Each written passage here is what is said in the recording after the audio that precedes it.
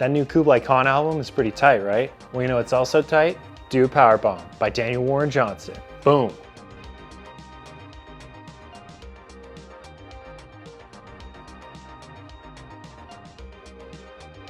Hey everybody, welcome to Hunter Has Thoughts. This is a show where I try to bridge the gap between hardcore music fandom and comic book fandom. Today, I'm going to talk to you about the book Do a Powerbomb by Daniel Warren Johnson and Kublai Khan.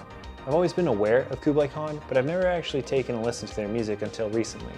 And with their new album, Exhibition of Prowess, which, by the way, if you haven't listened to their new album, woo! Man, I was blown away.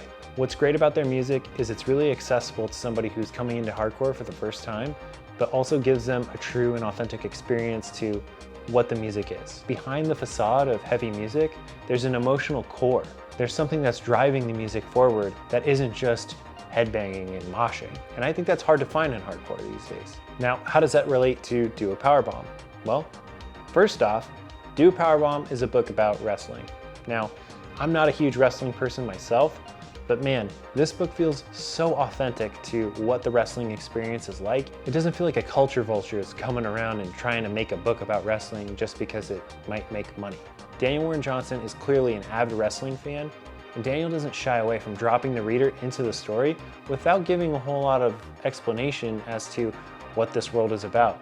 He describes it to you on the way, and it's not like you ever get lost. He does a really good job at bringing you into that world. It's kind of like what Kublai Khan does with their music. They're guiding you into the world of hardcore deeper and deeper, and along the way, they're making sure that you're enjoying the experience. Similarly to Kublai Khan, Do a Powerbomb has a lot of emotional core behind the facade of wrestling and action and adventure. And that's the case with every one of Daniel Warren Johnson's books, but this is especially true of Do a Powerbomb.